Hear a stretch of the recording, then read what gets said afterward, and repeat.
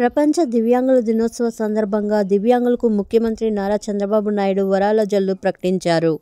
బుధవారం ప్రపంచ దివ్యాంగుల దినోత్సవ సందర్భంగా ముఖ్యమంత్రి చంద్రబాబు నాయుడు మాట్లాడుతూ ఏపీఎస్ఆర్టీసీ బస్సులో దివ్యాంగులకు ఉచిత ప్రయాణ సౌకర్యం కల్పిస్తామని అన్నారు. స్థానిక సంస్థల ఎన్నికల్లో పోటీ చేసే అవకాశం కల్పిస్తామని, గెలవకపోతే ఎక్స్ అఫిషియో మెంబర్గా అవకాశం కల్పిస్తామని అన్నారు. రాజకీయంగా కూటమి ప్రభుత్వం దివ్యాంగులకు రాజకీయాల్లో ప్రాతినిధ్యం కల్పిస్తామని అన్నారు. దివ్యాంగులకు టిడ్కో గృహాల్లో గ్రౌండ్ ఫ్లోర్ కేటాయిస్తామని అన్నారు. కార్పొరేషన్ ద్వారా ఆర్థిక సబ్సిడీ పథకాన్ని తిరిగి ప్రారంభిస్తామని ముఖ్యమంత్రి చంద్రబాబు నాయుడు ప్రకటించారు. రాజధాని అమరావతిలో దివ్యాంగ భవన్ ఏర్పాటు చేస్తామన్నారు. వినికిడి లోపం ఉన్న విద్యార్థుల కోసం ప్రత్యేక డిగ్రీ కాలేజీలు ఏర్పాటు చేస్తామని అన్నారు.